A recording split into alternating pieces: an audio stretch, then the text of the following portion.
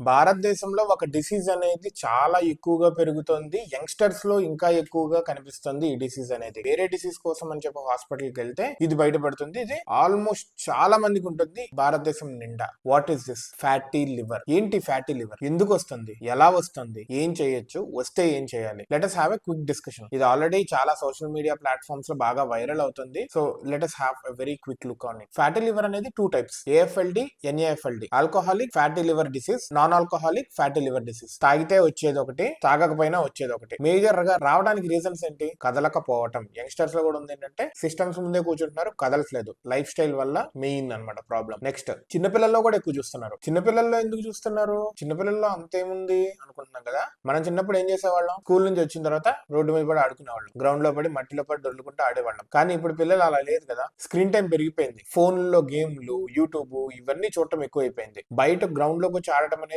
ఆడుతున్నా తగ్గిపోయింది టైం. ఇదివరకు రోజుల్లో అది లేదు. మనకి మహా అయితే తినేటప్పుడు టీవీ చూసేవాళ్ళము, మిగతా అంతా గ్రౌండ్ లో ఆడటము అంతే. ఇది మెయిన్ రీజన్. అందున ఫుడ్, మన చిన్నప్పుడు బయట అంత ప్రాసెస్డ్ ఫుడ్స్ కానీ ప్యాకేజ్డ్ ఫుడ్స్ కానీ అంత లేవు. కానీ ఇప్పుడు పిల్లలకి అందరికి చిన్నప్పటి నుంచే ప్రాసెస్డ్ ఫుడ్స్ పెట్టేయటం అలవాటు అయిపోతుంది. తప్పట్లే కూడా మన చుట్టూ అదే ఉంటుంది. పిజ్జాలు, బర్గర్లు ఇవి పెడుతున్నారు. అన్ని ప్యాక్డ్ ఉన్నాయంటే అందులో షుగర్ కంటెంట్ ఎక్కువ, సాల్ట్ ఎక్కువ, ఇట్లాంటి ఎక్కువ కొవ్వు పదార్థాలు ఇవన్నీ ఉంటాయి. సో వీటన్నిటి వల్ల కూడా చిన్న పిల్లల్లో కూడా ఈ ఫ్యాటీ లివర్ అనేది బయటపడుతుంది చాలా ఎక్కువగా. యంగ్స్టర్స్ లో కూడా సిస్టమ్ ముందే కూర్చుండడం వల్ల ఈ ప్రాబ్లం అనేది బాగా కనిపిస్తుంది. సో దీన్ని ఎలా అసలు వస్తే ఏం చేయాలి? ముందుగా ఎలా కనిపెట్టాలంటే, ముందుగా కనిపెట్టడం కుదరదు. ఎందుకంటే ఇదంత మేజర్ సైన్స్ ఏం చూపించదు. ఫ్యాటీ లివర్ కి 4 స్టేజెస్ ఉంటాయి. Stage 1, stage 2, 3 and 4. Stage 4 is highest. Stage 4 లోకి వెళితే మాత్రము ఇది పర్మనెంట్ డ్యామేజ్ చేస్తుంది లివర్ కి. మళ్ళీ దీన్ని మనం వెనక్కి తీసుకురాలేం. అదే 1, 2 ఇలా ఉంటే కనుక we can bring it back to normal అనమాట. సో ఏం చేయాలి? ఒకవేళ ఇది స్టేజ్ 4 లో ఉంది అంటే కనుక మనకు వచ్చేది ఏంటంటే అబ్డోమెన్ లో